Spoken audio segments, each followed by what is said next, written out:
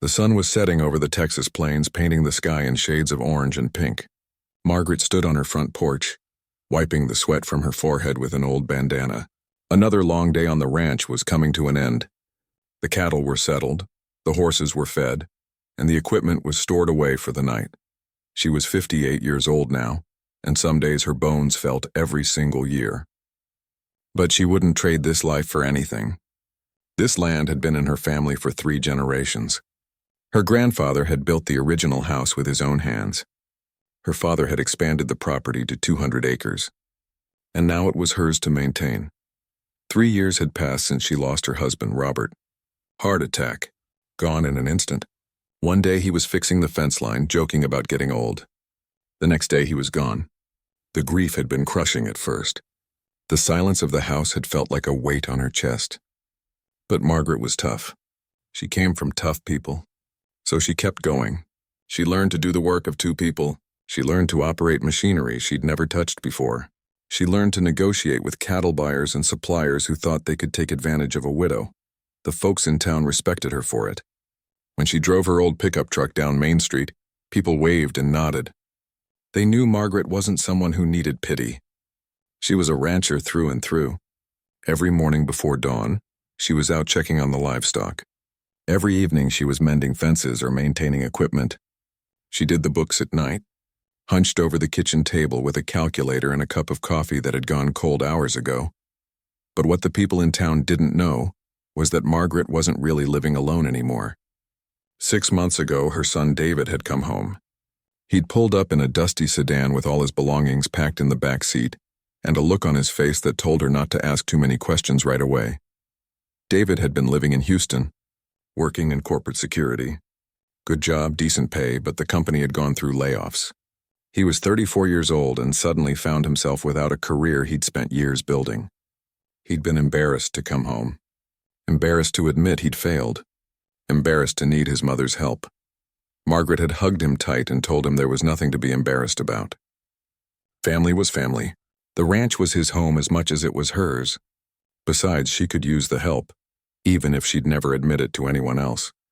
They'd come to an arrangement pretty quickly. David moved into the old guest house out back, the one that used to be the foreman's quarters decades ago. It needed some fixing up, but it was private and comfortable. He helped with the ranch work, and in exchange he had a roof over his head while he figured out his next move. What Margaret didn't tell anyone in town was what David had done before his corporate job. Her son had served in the military for 8 years. He'd been a Marine, and not just any Marine. He'd been a scout sniper, one of the best in his unit, 2 tours overseas in some of the most dangerous places on Earth. He'd come home with medals he never talked about and skills he hoped he'd never have to use again. David kept to himself mostly. He liked it that way. He'd wake up before sunrise and work the ranch until noon. The physical labor was good for him. It cleared his mind. It tired his body in a good way, not like the stress and anxiety of his old job. In the afternoons, he'd work on projects in the guest house workshop. He was teaching himself furniture making, finding peace in working with his hands. The people in town rarely saw him. If they did spot him from a distance, they might have assumed he was a hired hand. Margaret never corrected them. She understood her son needed his privacy. He was healing from things she couldn't fully understand. The ranch was giving him that space. On this particular evening, Margaret stood on the porch and watched the last light fade from the sky. She could see a lamp on in the guest house. David was probably working on that coffee table he'd been building. She smiled to herself. It was good having him home, even under these circumstances. She went inside and locked the front door, something she'd only started doing after Robert died. Old habits from city folk, Robert used to say. Nobody locks their doors out here. But Margaret felt better with it locked. The ranch was isolated. The nearest neighbor was 3 miles down the road. The sheriff's office was 25 minutes away on a good day. She made herself a simple dinner, leftover stew from the night before. She ate at the kitchen table while going through some paperwork. Bills mostly. The ranch made enough to keep going, but it wasn't easy. Cattle prices fluctuated. Equipment broke down at the worst times. Property taxes kept going up. Around 10 o'clock, she headed to bed. Her bedroom was on the ground floor, the same room she'd shared with Robert for 30 years. Some nights she still expected to roll over and find him there, but the other side of the bed stayed empty and cold. Margaret didn't know it then, but this would be the last normal night she'd have for a while. Because while she was settling into bed, pulling the worn quilt up to her chin, 4 men were sitting in a truck about a mile down the road. They were watching the lights in her house go out one by one. They were checking their watches and their weapons. They were going over the plan one more time. These men had been watching Margaret for 2 weeks. They'd studied her routines. They'd timed her movements. They knew she was alone. They knew she was a woman in her late 50s managing a big property by herself. They knew ranchers often kept cash on hand because they didn't trust banks. They knew she had expensive equipment in her barns and sheds. What they didn't know was that Margaret had a son. They didn't know about David living in the guest house out back. They didn't know about his military training or his particular set of skills. They'd made assumptions based on what they could see, and those assumptions were about to cost them dearly. As Margaret drifted off to sleep, her last thought was gratitude. Gratitude for another day on the ranch she loved.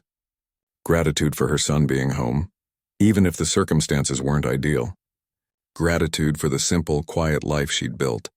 She had no idea that in less than 2 hours that quiet life would be shattered by the sound of her front door being kicked in. She had no idea that she was about to face the most terrifying night of her life, and she had no idea that the son she'd raised, the one who seemed so lost and uncertain about his future, was about to prove exactly who he was and what he was capable of. The ranch sat silent under the stars. The cattle dozed in the pastures. The horses shifted in their stalls. And in the darkness, 4 men started their truck and began driving slowly toward Margaret's house, their headlights off, their intentions clear. Tommy Briggs had been in and out of prison for the last 15 years. Armed robbery, theft, assault. He'd done time in 3 different facilities, and each time he got out, he swore he'd go straight. But here he was again, planning another job. Some people just can't change, and Tommy was one of them. He was sitting in the passenger seat of a stolen pickup truck, studying a hand-drawn map by flashlight. Next to him was Kenny, his younger cousin who'd just gotten out on parole 2 months ago. In the back seat were 2 other guys, Dale and Fisher. They were all small-time criminals who'd met through various stints in county jail. Now they were working together, targeting rural properties across 3 counties. The plan was simple, or at least that's what Tommy kept telling the others. Find isolated ranches, watch the owners, figure out their patterns, then hit them fast and hard in the middle of the night. Take cash, jewelry, truck keys, anything valuable. Be gone before anyone even knew what happened. The rural areas were perfect because police response times were terrible. By the time a sheriff's deputy arrived, they'd be long gone. They'd already hit 4 properties in the last month. An elderly couple near the Oklahoma border, a widower with a small horse farm, 2 different ranch houses where the owners were away on vacation. They'd made off with nearly $30,000 in cash and valuables. It was easy money and none of them had gotten caught. Tommy had spotted Margaret's ranch 3 weeks ago while driving through the area. He'd noticed the woman working alone, moving cattle from one pasture to another. She looked strong for her age, but she was still just one woman. He'd driven past several more times over the following days, always at different hours, watching and learning. Margaret seemed to follow the same routine every day. Up before dawn, work until late morning, break for lunch. More work in the afternoon, lights out by 10 at night. Tommy never saw anyone else on the property. No workers, no family members, no visitors. Just one woman running a 200-acre ranch all by herself. He'd done some asking around in town, being careful not to draw attention. Stopped at the local diner, struck up casual conversations. An old rancher at the counter had mentioned Margaret when Tommy asked about good cattle operations in the area. Said she'd been running the place alone since her husband died. Tough lady, kept to herself mostly. The old-timer had respect in his voice when he talked about her. That's when Tommy knew she was perfect. A woman alone on an isolated property. Ranchers always kept cash around because they dealt with day laborers and small suppliers who wanted to be paid in bills, not checks. Plus, she probably had guns, tools, maybe even a safe full of valuables. It would be their biggest score yet. He'd convinced the others it was worth the risk. Kenny had been nervous at first. He didn't like the idea of scaring an old lady. But Tommy reminded him that she wasn't that old, and more importantly, she was sitting on money they needed. Dale and Fisher didn't need much convincing. They were always ready for the next job. They'd spent the last week finalizing the details. Tommy had driven past the ranch at night with his headlights off, checking for security systems. He didn't see any cameras or alarm company signs. Most of these old-time ranchers didn't believe in that modern stuff anyway. They relied on big dogs and shotguns, and Tommy knew how to handle both. The plan was to go in on a Thursday night, middle of the week, when people were tired and sleeping deeply. They'd cut the phone lines first so she couldn't call for help. Then they'd kick in the front door and overwhelm her before she could react. Tie her up, search the house, get what they needed, and disappear into the night. With any luck, she wouldn't even get a good look at their faces. Tommy had stolen license plates from a car at a shopping mall parking lot and put them on their truck.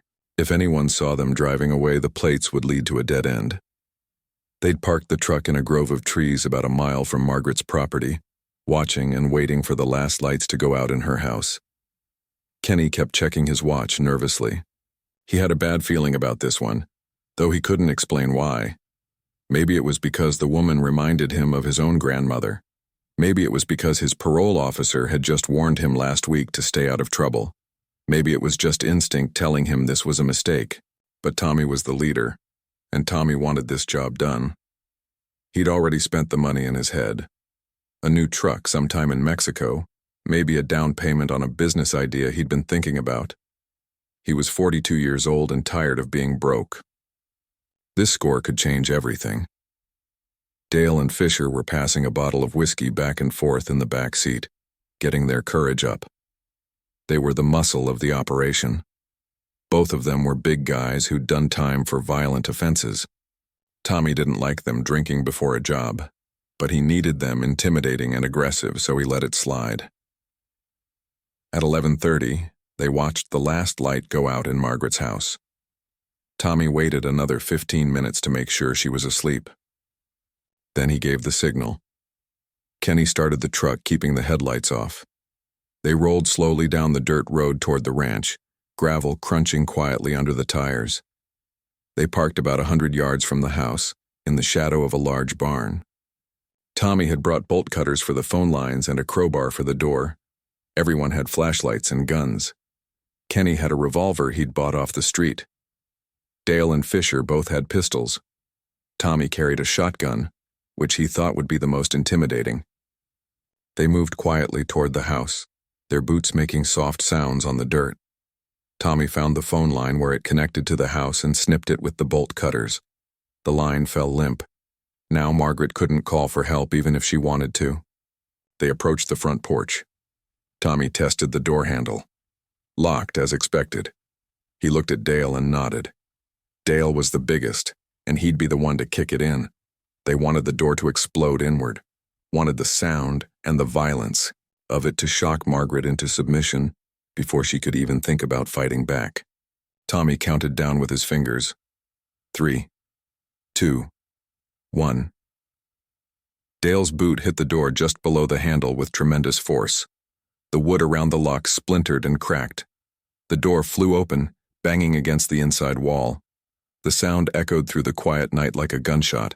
They were inside within seconds, flashlights cutting through the darkness. Tommy was already moving toward the bedroom, his shotgun raised. This was it. The job was on. In his mind, they'd be in and out in 20 minutes, and Margaret would never know what hit her. What Tommy didn't know was that he'd just made the biggest mistake of his criminal career, because while he'd been so focused on watching Margaret, he'd missed the most important detail. The guest house out back, the light that sometimes stayed on late into the night. The second vehicle that was parked behind the barn, out of sight from the road.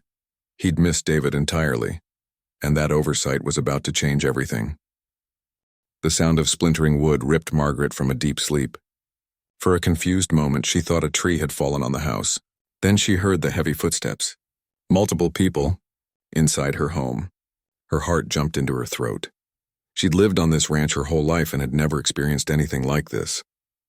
Sure, she'd heard stories, rural properties getting hit by thieves, but it had always seemed like something that happened to other people, in other places.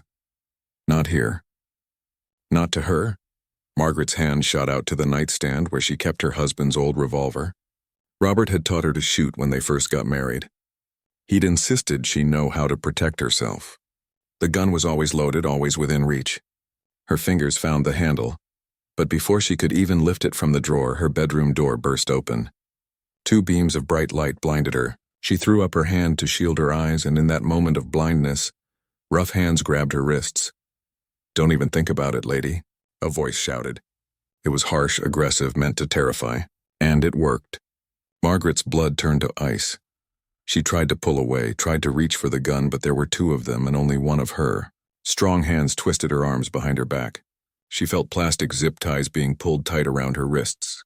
Too tight. They bit into her skin. "Please," she managed to say, her voice shaky. "Please, just take whatever you want. I won't fight you." "Shut up," another voice barked. This one was different from the first. Younger, maybe. "Where's your money? Where do you keep it?" They pulled her out of bed. She was wearing an old t-shirt and pajama pants, and she felt utterly vulnerable. One of the men kept a gun pointed at her while the other one searched her nightstand, throwing her belongings onto the floor. Her reading glasses. The book she'd been reading. Pictures of Robert. All of it scattered and disrespected. They dragged her into the living room and pushed her down onto the couch. Margaret's mind was racing. How many were there? She'd seen 2 in her room, but she could hear others moving through her house. Drawers being yanked open, cabinets being searched, glass breaking in the kitchen. The beam of a flashlight hit her face again. Behind it, she could make out the silhouette of a man. Medium height, stocky build. He had something covering the lower half of his face, maybe a bandana. "Listen to me carefully," the man said. He seemed to be the leader. His voice was calmer than the others, which somehow made him more frightening. "We're going to be here for a while. We're going to search this house top to bottom. You can make this easy, or you can make it hard. Easy means you tell us where the money is, where the guns are, where anything valuable is. Hard means we tear this place apart and you sit here tied up all night. Your choice." Margaret's mind was working through her options. She had about $3,000 in cash in a lockbox in her closet. Money she'd been saving for equipment repairs. She had Robert's gun collection in a safe in the spare bedroom. Some jewelry that had belonged to her mother. None of it was worth dying over. "There's money in my bedroom closet," she said, trying to keep her voice steady. "Top shelf. A gray metal box. The key is in my nightstand, in a little wooden bowl." The leader nodded to one of the others, who disappeared back into her bedroom. Margaret could hear him rummaging around, then a triumphant shout. "He'd found it, see? That wasn't so hard," the leader said. "What else you got?" "There's a safe in the spare bedroom. Guns and some jewelry. The combination is written on a piece of paper in my kitchen junk drawer. Under the old phone book." She was cooperating fully. There was no point in being a hero. These men were armed and desperate. She just wanted them to take what they wanted and leave. She wanted to survive this night. But even as she was thinking about survival, another part of her mind was thinking about David. The guest house was 100 yards from the main house. Had he heard the door being kicked in? Was he awake? Should she try to warn these men that she wasn't alone? Or would that put her son in danger? She decided to stay quiet about David. If he'd heard the commotion, he'd know to stay hidden. He'd call the police. He had his cell phone. These men had probably cut her landline, but David could still get help. She just needed to buy time. One of the men came back from the spare bedroom carrying the contents of her safe in a pillowcase. She recognized Robert's rifles wrapped in the fabric. Her mother's pearl necklace hanging out of the top. 20 years of memories being stuffed into a pillowcase like trash, is that it? The leader asked. "Come on, old woman. A ranch this size, you've got to have more than $3,000 in some old jewelry." "That's all there is," Margaret insisted. "I'm not rich. I'm just getting by." The leader studied her for a long moment. Then he turned to the others. "Search everything. Tear it all apart if you have to. Check for hidden safes, loose floorboards, anything." What followed was the longest 30 minutes of Margaret's life. She sat on her couch with her hands tied behind her back, watching these strangers violate her home. They pulled books off shelves. They emptied her kitchen cabinets onto the floor. They cut open her couch cushions looking for hidden cash. They smashed picture frames and threw furniture around. Every crash, every breaking sound felt like a physical blow. This was her home, The place she'd built a life with Robert. The place where she'd raised her son. And these men were destroying it, looking for money she didn't have. One of them found her purse and dumped it out. Her wallet, her keys, her checkbook. He took the cash from her wallet, maybe $80. He pocketed her credit cards too. What about the barns? One of them asked. She's got to have equipment out there. Tractors, ATVs. That stuff's worth money. The leader seemed to consider this. Check the keys. See if we can get any vehicles started. He turned back to Margaret. Keys to your trucks and equipment. Where are they? Hanging by the back door, she said quietly. On the key rack. This was getting worse. They weren't just going to rob her and leave. They were going to steal her vehicles too. Without her truck, she'd be stranded out here. It could be days before anyone checked on her. As one of the men went to get the keys, Margaret noticed the leader checking his watch. They'd been here for almost 45 minutes. The adrenaline that had kept her sharp at the beginning was starting to fade, replaced by exhaustion and fear. She thought about David again. Why hadn't he called the police yet? Surely he'd heard something by now, unless he was wearing those headphones he liked to use when he worked. He'd put them on and get so focused on his projects that the world disappeared. Please, she thought. Please let him hear what's happening. Please let him get help. But even as she thought it, part of her was grateful he hadn't burst in trying to be a hero. These men were armed and clearly willing to be violent. If David tried to confront them, someone could get killed. She had no way of knowing that David had indeed heard the door being kicked in. She had no way of knowing that he was at that very moment making a decision about what to do next. And she definitely had no way of knowing that her son's military training was about to turn this home invasion into something these criminals would never forget. David had been in the workshop for about 3 hours, completely absorbed in his work. He was hand-sanding a coffee table he'd built from reclaimed barnwood. The piece was coming together beautifully, and for once his mind felt quiet. No anxiety about his failed career. No worries about the future. Just the simple pleasure of creating something with his hands. He was wearing his noise-canceling headphones, listening to old country music while he worked. The headphones were expensive, a gift he'd bought himself back when he had a good salary. They blocked out everything, which was exactly what he needed most nights. The silence in his head was precious. The table needed another hour of work, but his shoulders were getting tired. David straightened up, rolled his neck, and decided to take a break. He pulled off the headphones and set them on the workbench. The sudden silence of the night rushed in to replace the music. That's when he heard it. Or rather, that's when he noticed something was wrong. The main house had lights on, multiple lights, at almost midnight. His mother was religious about turning off lights and going to bed by 10. She'd been running the ranch on the same schedule for decades. Lights on at this hour meant something was off. David moved to the workshop window and looked across the yard toward the main house. Through the windows, he could see shadows moving. Not just one person moving from room to room. Multiple figures moving quickly, frantically. His stomach dropped. His military training kicked in immediately. Years of conditioning and experience took over. He didn't panic. He didn't rush. He observed and assessed. First observation, multiple hostiles in the house. At least 3, maybe 4, based on the movement patterns he could see through the windows. Second observation, his mother's bedroom light was on, but he couldn't see her. That was bad. Very bad.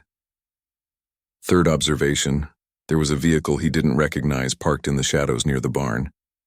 A pickup truck with no lights on. The situation was clear. His mother's house was being robbed. She was either being held hostage or worse, and he was the only one who could help her. David's heart was pounding, but his hands were steady. This was what he'd been trained for. Not this exact situation, but close enough. Hostile environment, civilian in danger, unknown number of armed opponents. Limited time to act. He moved quickly but quietly across the workshop to a storage locker in the corner. Inside was something he'd hoped he'd never need again. His rifle, a civilian version of the one he'd used in the military, but just as effective in the right hands. And David's hands were very much the right hands. He'd kept the rifle cleaned and maintained more out of habit than any expectation he'd use it. Now he was grateful for that habit. He loaded it smoothly, muscle memory taking over. Then he grabbed his phone. His first instinct was to call 911 immediately, get law enforcement on the way. But as he pulled out his phone, he hesitated. The sheriff's department was at least 25 minutes away, probably longer at this time of night. A lot could happen in 25 minutes. His mother could be hurt. She could be killed. The robbers could panic and do something desperate. David made a decision. He'd call 911, but he wouldn't wait for them to arrive. He'd handle this himself. He dialed and spoke quietly but clearly when the dispatcher answered. "This is David Chen at the Henderson Ranch on Route 47. Multiple armed intruders are in my mother's house right now. She's being held hostage. Send units immediately. I'm going to intervene." The dispatchers started asking questions, but David had already hung up. He couldn't waste time on the phone. Every second counted. He moved to the workshop door and eased it open. The night air was cool and still. No wind, that was good. Sound would carry clearly, which meant he needed to be absolutely silent. He stepped outside and let his eyes adjust to the darkness. The workshop was about 100 yards from the main house, with open ground in between. If he crossed directly, anyone looking out a window would see him. He needed a different approach. David dropped into a low crouch and moved along the fence line that bordered the property. It would take longer, but it would keep him in shadow. He moved the way he'd been taught, placing each foot carefully, controlling his breathing, staying aware of his surroundings. As he got closer to the house, he could hear voices. Men's voices, aggressive and loud. They weren't trying to be quiet anymore. They were in control, or at least they thought they were. David used that to his advantage, letting their noise cover his movement. He circled around to the side of the house where the living room windows were. Staying low, below the window line, he carefully raised his head just enough to see inside. His jaw clenched. His mother was on the couch with her hands tied behind her back. 4 men were in the house. 2 were tearing through the kitchen. 1 was standing guard over his mother. The 4th, who seemed to be the leader, was directing the others. David counted weapons. At least 3 guns that he could see. Probably all 4 men were armed. They looked nervous, aggressive, unpredictable. Exactly the kind of people who might do something stupid if they got spooked. He had to think this through. 4 armed men against 1. Even with his training, those weren't great odds, especially with his mother in the middle of it all. 1 wrong move and she could get caught in crossfire. He needed an advantage. David studied the house layout in his mind. He'd grown up here. He knew every room, every door, every window. There was a basement entrance, a storm door that led to the lower level. His parents had never locked it because the basement was just storage. Old furniture, boxes of Christmas decorations, stuff nobody wanted to steal. If he could get in through the basement, he could come up through the house from below. The basement stairs led up to the kitchen. From there, he'd have a clear view of the living room. He could position himself with cover and announce his presence. The goal wasn't to shoot anyone. Despite what he'd done in the military, despite his training, David didn't want to hurt anyone if he could avoid it. He just wanted to end this situation and get his mother to safety. But he needed these men to know he was serious. He needed them to understand they'd made a terrible mistake. David moved away from the window and worked his way around to the back of the house. The storm door was exactly where he remembered it, hidden behind some overgrown bushes.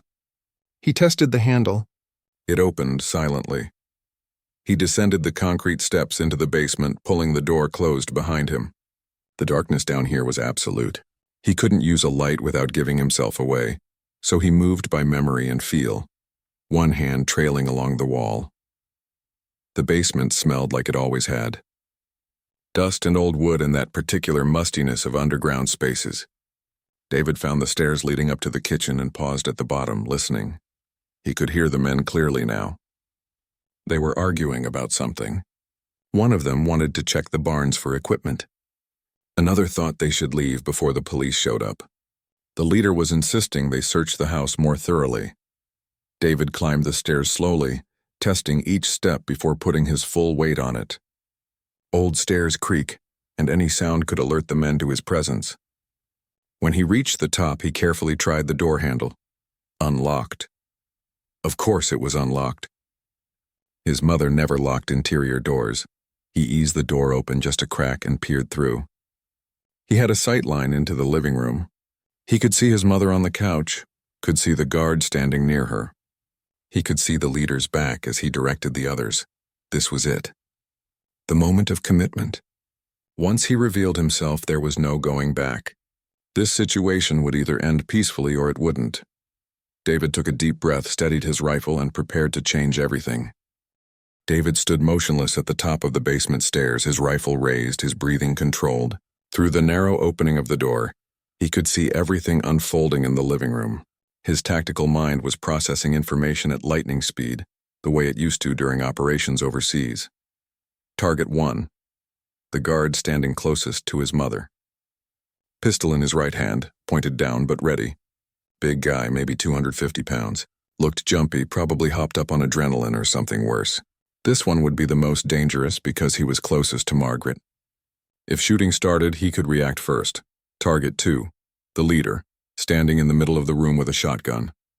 Mid-40s, stocky build, moving with the confidence of someone who'd done this before. He was the decision maker. If David could control him, the others might fold. Targets 3 and 4. 2 men in the kitchen area, rifles through cabinets and drawers. They had their backs to the basement door. One had a revolver stuck in his waistband. The other held a pistol loosely in his left hand while he searched with his right. They were distracted, focused on finding valuables. David calculated distances and angles. From his position, he had a clear shot at the leader and the guard. The 2 in the kitchen were at a poor angle, but they were also the least immediate threat. If this went bad, he'd deal with them last, but he didn't want it to go bad. Despite everything, despite his training to neutralize threats, David didn't want to shoot anyone tonight. These were criminals, yes. They'd invaded his home and threatened his mother. But they were still human beings, probably just desperate and stupid rather than genuinely evil. If he could end this without violence, that's what he'd do. The problem was positioning. He was behind a door with limited visibility and limited mobility. If he burst through, he'd have maybe 2 seconds before everyone reacted. 2 seconds to establish dominance and control the situation. 2 seconds to make 4 armed men believe they'd lost before they even started fighting. In sniper training, they'd taught him about the psychological impact of surprise. An enemy who doesn't know you're there is an enemy off balance. An enemy who suddenly realizes they're in someone else's crosshairs often chooses surrender over suicide. David was counting on that psychology now. He needed a better position. Moving with extreme care, David opened the basement door another few inches. The hinges were old and he prayed they wouldn't squeak. They held silent. He could now see the entire living room and most of the kitchen. His mother looked terrified but unharmed. That was good. Her hands were zip-tied behind her back and she was sitting very still, probably trying not to provoke her captors. Margaret was smart. She'd always been smart. She knew when to fight and when to wait. The leader was still barking orders. Check the bedroom again.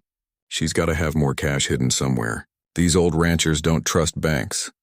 One of the men from the kitchen started walking toward the bedrooms. That was bad. If he wandered past the basement door, he might notice it was open. David needed to act before the situation got more complicated. He made his decision. David pushed the basement door open fully and stepped into the kitchen doorway. His rifle was raised and ready, aimed center mass at the leader. His voice when he spoke was completely calm. The same tone he'd used 100 times when calling out targets on missions. Quiet, controlled, absolutely. Certain. Weapons on the ground now. The effect was instantaneous and electric. All 4 men froze. Their heads snapped toward David's voice. For a moment, nobody moved. Nobody breathed. The universe seemed to pause. Then chaos erupted. The guard near Margaret spun toward David, raising his pistol. It was exactly the wrong move.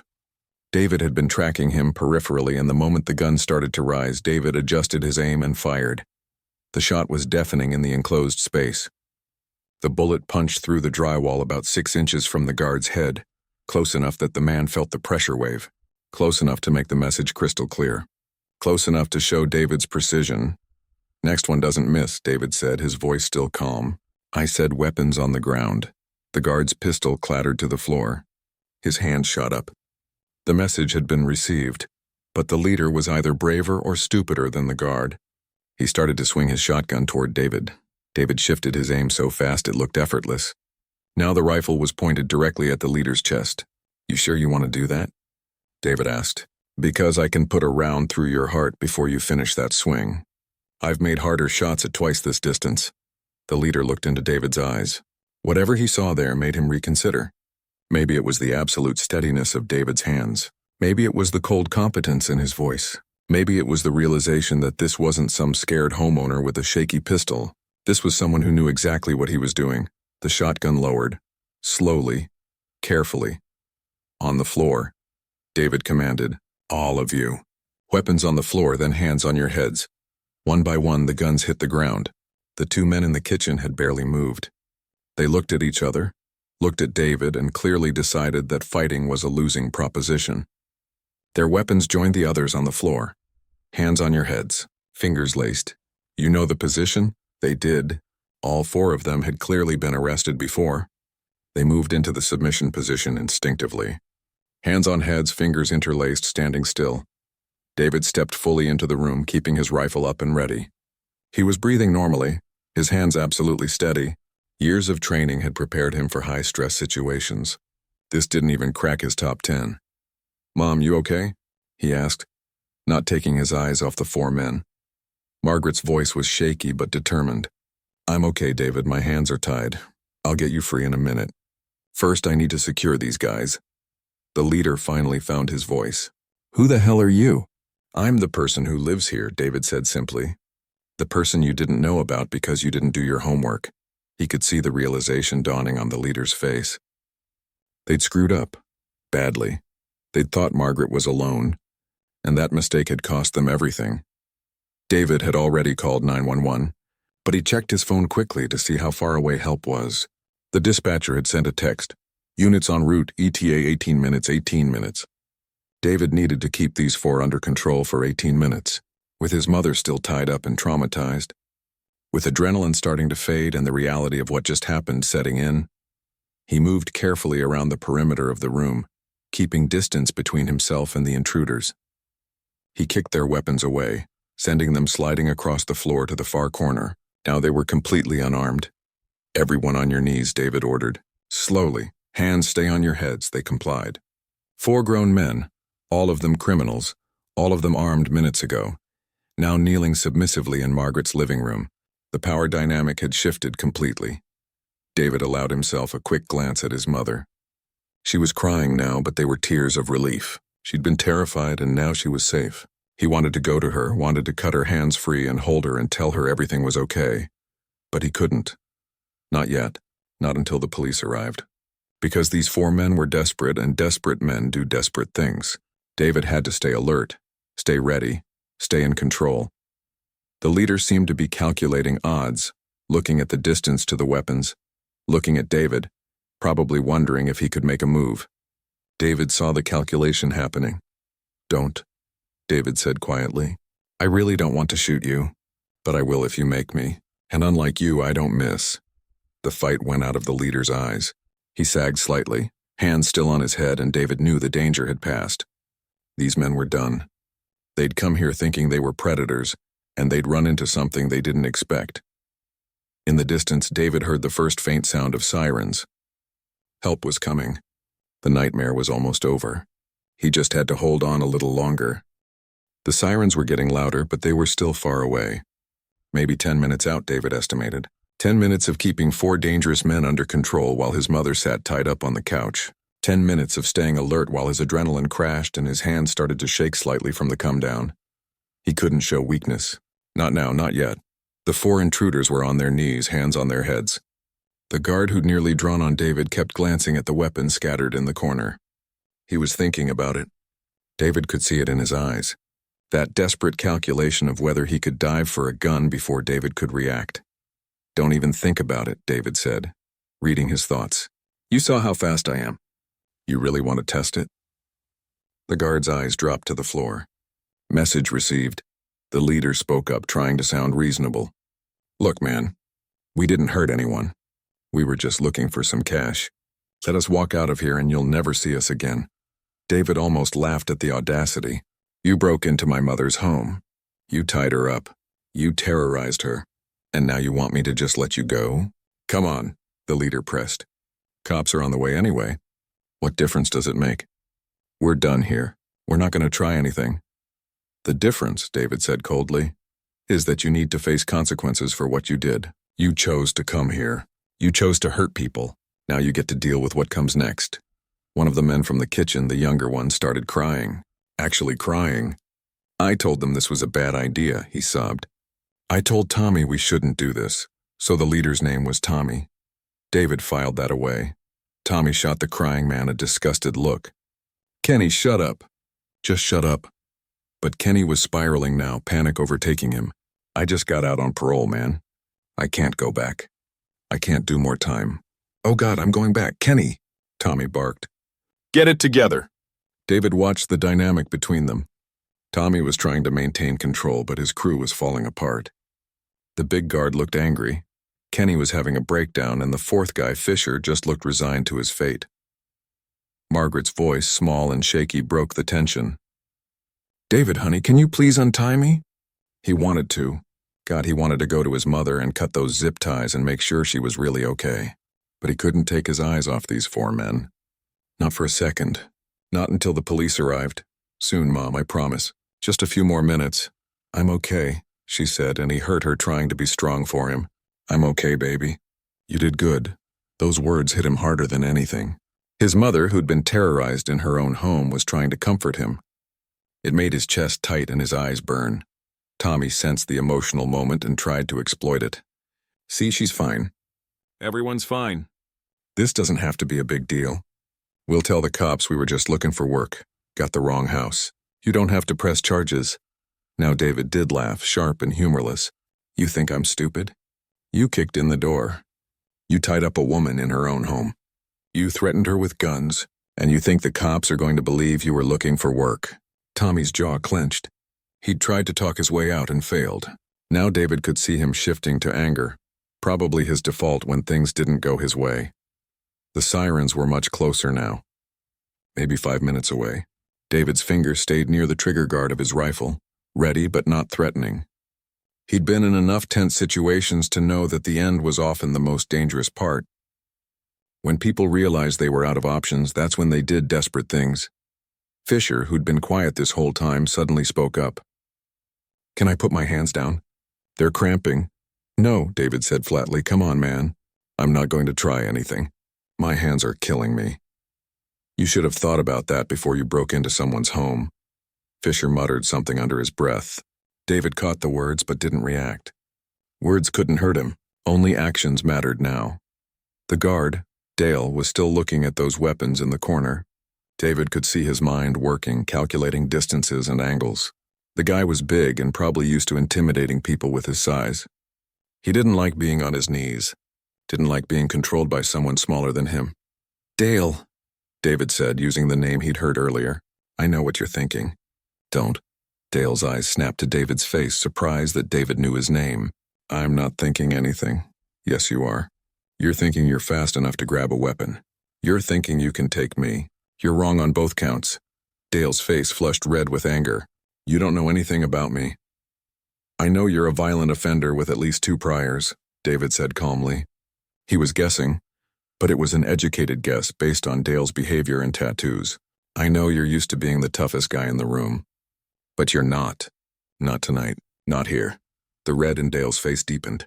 His hands twitched on his head. David tensed, ready for the man to do something stupid. Dale, Tommy warned.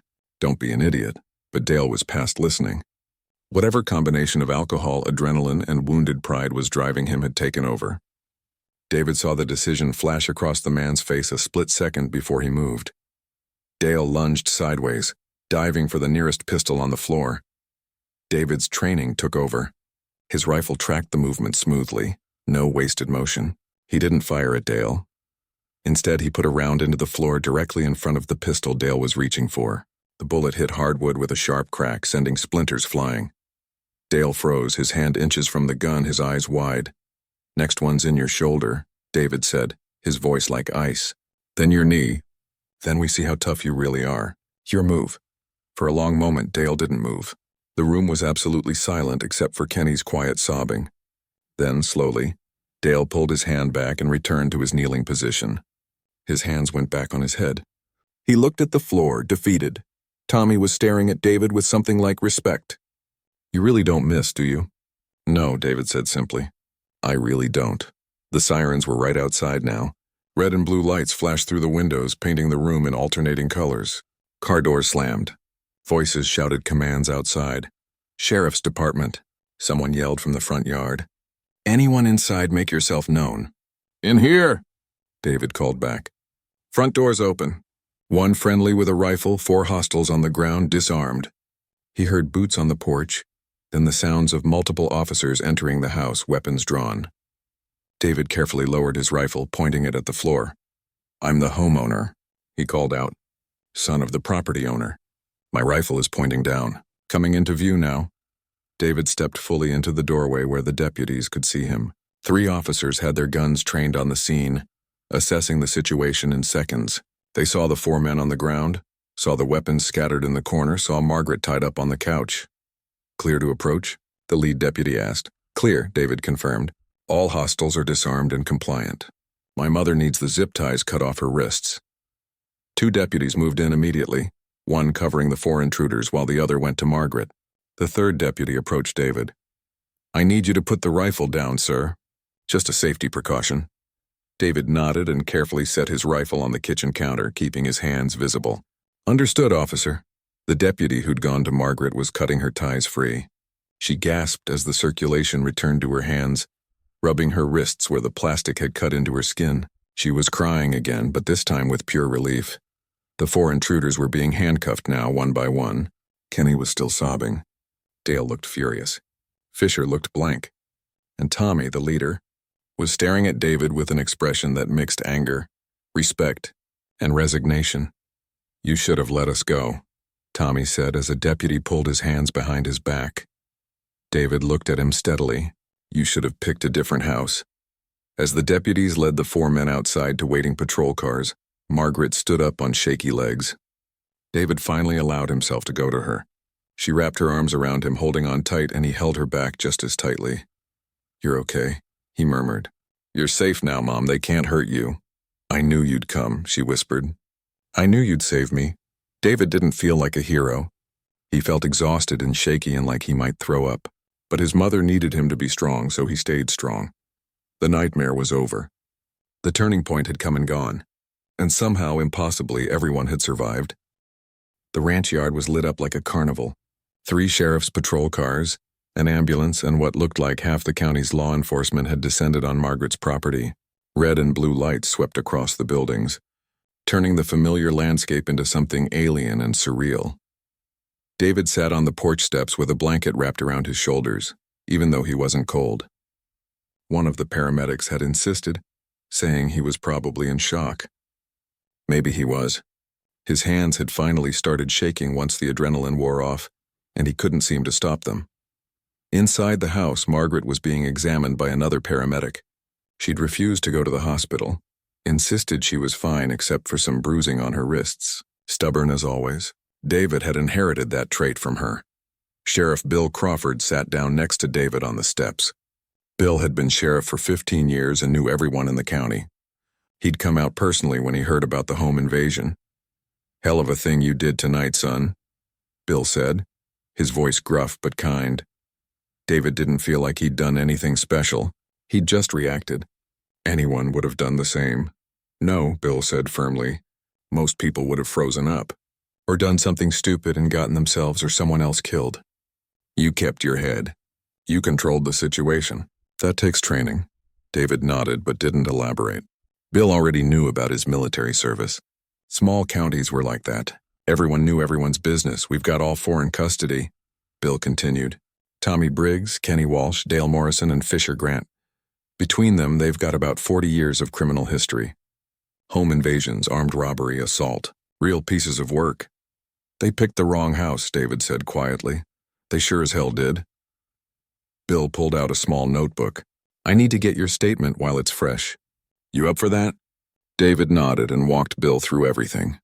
Finding the lights on in the main house, calling 911, entering through the basement, confronting the intruders, the warning shot that stopped the guard, the second shot that stopped Dale from reaching a weapon. Bill wrote it all down, asking clarifying questions occasionally.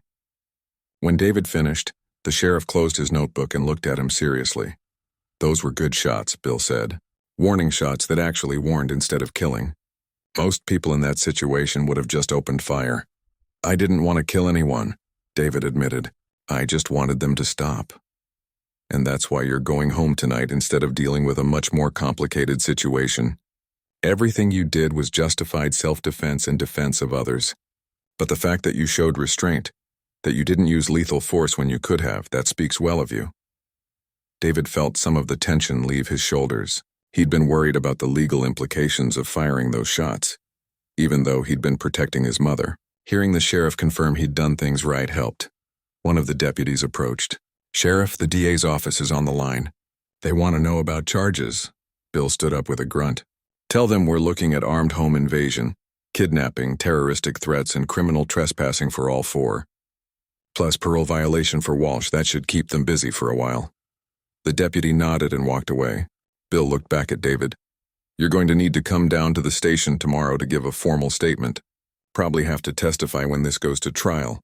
Assuming it goes to trial. These guys might take a plea deal."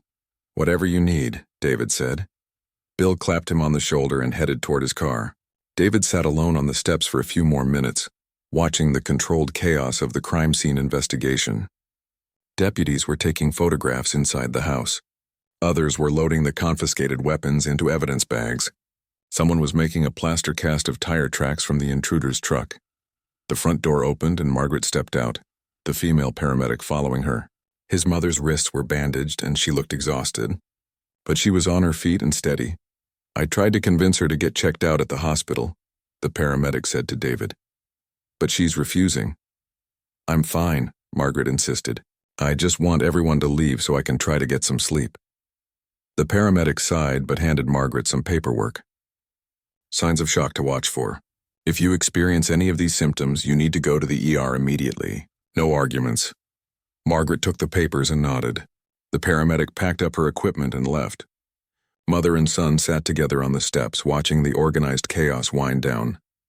"I can't believe they're gone," Margaret said softly. "I can't believe it's over." "It's over," David confirmed.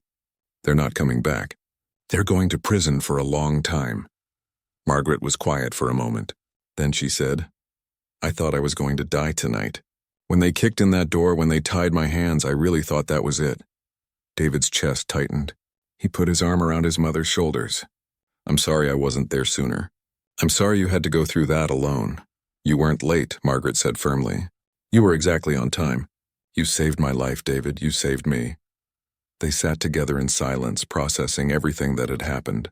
The destroyed living room, the broken door, the bullet holes in the wall and floor, the violation of their home and their sense of safety. It would take time to recover from this, maybe a long time. Sheriff Crawford came back over, his notebook out again. "Mrs. Chen, I know this is a difficult time, but I need to get your statement as well." Margaret nodded and stood up, wincing slightly as her stiff muscles protested. "Of course, Sheriff." She walked through her experience, starting from when she'd been woken by the sound of the door being kicked in.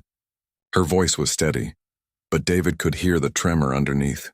She described being tied up, being threatened, watching these strangers tear through her home looking for money and valuables. When she got to the part where David appeared, her voice finally broke. "I didn't even know he was there. I thought I was alone, and then I heard his voice and I knew everything was going to be okay."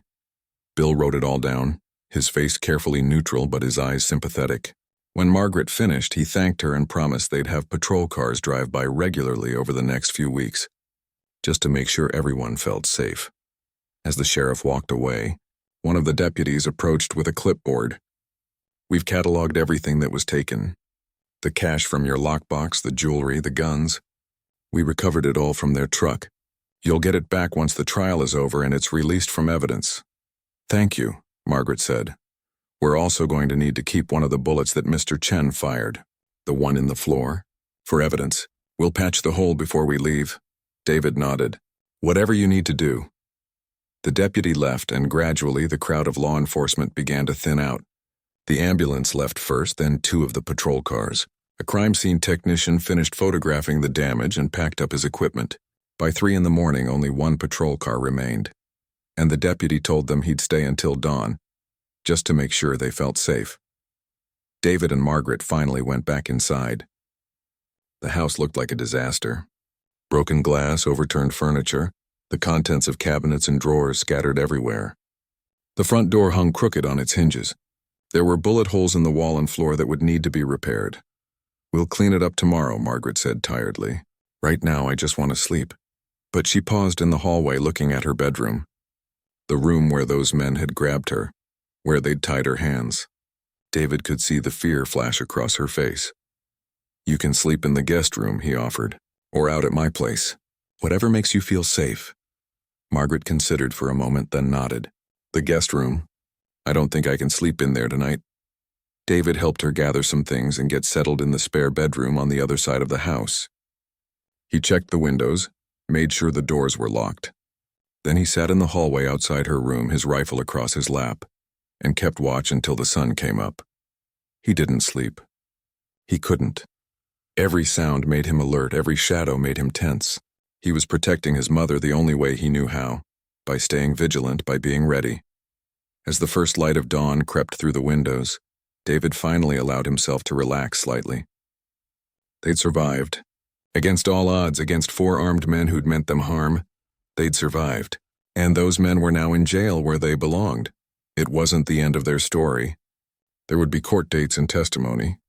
There would be repairs and recovery. There would probably be nightmares and trauma to work through. But they were alive. They were together, and they were safe. That was enough for now. 3 months had passed since that terrible night, and life on the ranch had slowly returned to something that resembled normal. The front door had been replaced with a new, heavier one with better locks. The bullet holes had been patched and painted over. The broken furniture had been repaired or replaced. On the surface, everything looked the same as before, but underneath, everything had changed. Margaret still had trouble sleeping in her old bedroom. Some nights she made it through fine. Other nights she'd wake up gasping, convinced she heard footsteps in the house. On those nights, she'd get up and check every lock, every window, before she could calm down enough to try sleeping again. She'd started seeing a counselor in town, a woman who specialized in trauma. Margaret had been resistant at first. She was from a generation that believed you just tough things out, that therapy was for other people. But David had gently insisted, and she'd finally agreed to try it. It was helping slowly. The nightmares were less frequent. The panic attacks were manageable. She was learning that being scared didn't make her weak, and asking for help didn't make her a burden. David had stayed on the ranch permanently. Whatever plans he'd had about finding another job in the city had evaporated. His mother needed him, and honestly, he needed her too. The ranch gave him purpose. The physical work kept his mind occupied, and protecting his mother, keeping her safe, gave him a sense of mission he'd been missing since he left the military. He'd started a small furniture-making business, selling pieces online and at local craft markets. It wasn't making him rich, but it was sustainable, and it was satisfying in a way his corporate job had never been. He was creating things with his hands, building beauty out of raw materials. There was something healing in that. The trial had happened just last month. David and Margaret had both testified, describing what happened that night in clear, factual terms. The jury had taken less than 3 hours to come back with guilty verdicts on all counts for all 4 defendants. Tommy Briggs, the leader, got 25 years.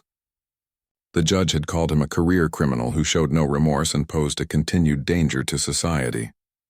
Tommy had smirked during sentencing like it was all a joke. David had watched him being led away in chains and felt nothing. No satisfaction, no anger, just a sense that justice had been served. Kenny Walsh got 15 years. His lawyer had argued that he was just following Tommy's lead, that he'd expressed remorse and tried to stop the crime. The judge had been somewhat sympathetic, but noted that Kenny had still participated in terrorizing an innocent woman. Parole violation added another 5 years to his sentence. Dale Morrison got 18 years. His attempt to grab a weapon during the standoff had been used against him, proving he was a violent offender who couldn't be trusted. His criminal history hadn't helped either. Multiple assault charges, domestic violence, armed robbery.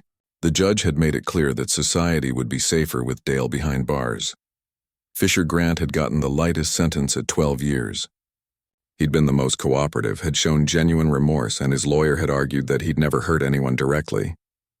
The judge had accepted that but still imposed a significant sentence to serve as a deterrent.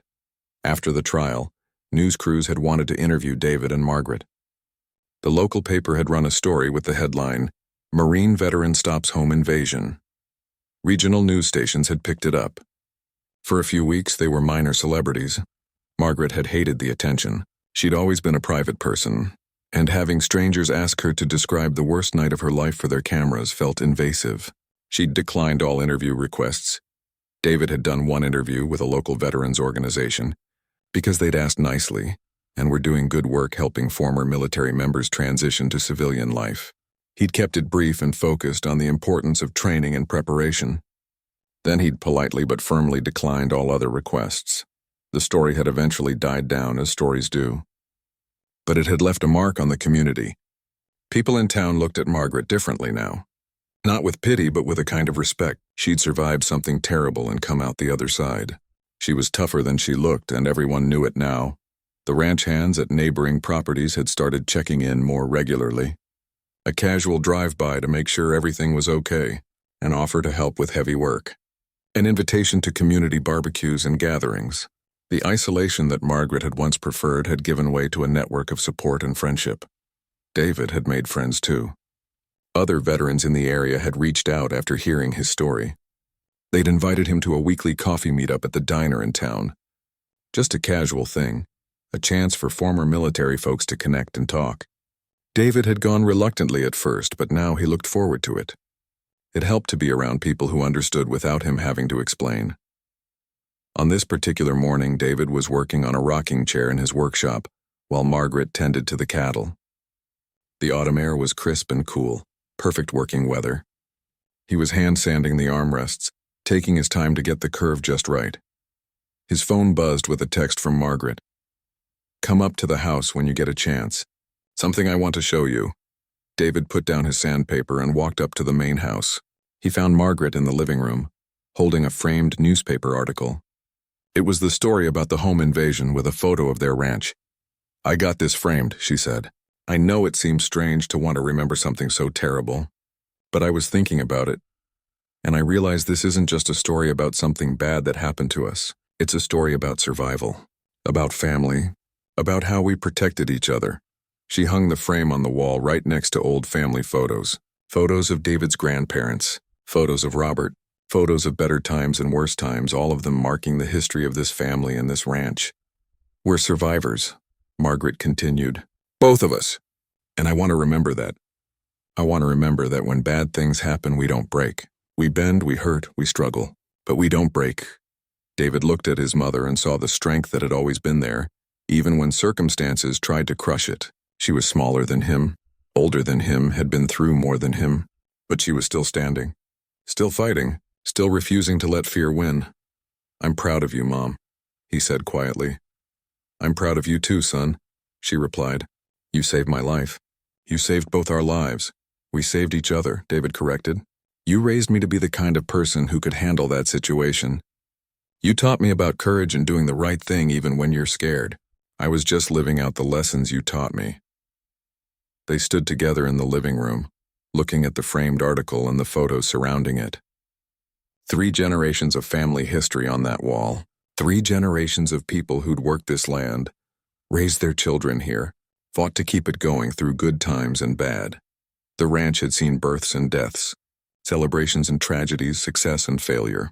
It had weathered storms and droughts and economic downturns, and now it had survived a home invasion. Just another challenge overcome, another story to add to the family history. Later that evening, as the sun set over the Texas plains, Margaret and David sat on the porch together. It had become their routine, this evening time together. A chance to decompress from the day, to talk or not talk, to simply exist in each other's company. "Sheriff Crawford called today," Margaret said. "He wanted to let us know that Tommy Briggs tried to appeal his sentence. The appeal was denied." "Good," David said simply. He also said there's been a significant drop in rural property crimes since the trial. "Apparently our case got a lot of attention among the criminal element. They're thinking twice about targeting isolated ranches now." David smiled slightly. "Maybe something good came out of it after all." "Maybe," Margaret agreed. "Or maybe bad people are just realizing that not everyone is an easy target." They sat in comfortable silence, watching the last light fade from the sky. The cattle were settled for the night. The horses were in their stalls. The ranch was secure, and most importantly, they were together and safe. The trauma of that night would never completely go away. Margaret would probably always be a little more cautious, a little more alert. David would probably always have that edge of readiness, that warrior mindset that never fully relaxed. They'd both carry scars, visible and invisible, but they'd also carry something else: pride, strength. The knowledge that when their worst nightmare came true, when everything they feared actually happened, they'd survived. They'd faced down evil and won. They'd protected each other and their home. In a world that often felt dangerous and uncertain, that knowledge was powerful. It couldn't prevent bad things from happening, but it could give them confidence that when bad things did happen, they'd find a way through. The story of the home invasion would become part of the ranch's history, part of the family legend. Future generations would hear about the night 4 criminals picked the wrong house, about the mother and son who refused to be victims, about the courage it takes to face darkness and come out the other side. But for now, in this moment, Margaret and David weren't thinking about legacy or lessons or the future. They were just grateful. Grateful for another sunset. Grateful for each other. Grateful for second.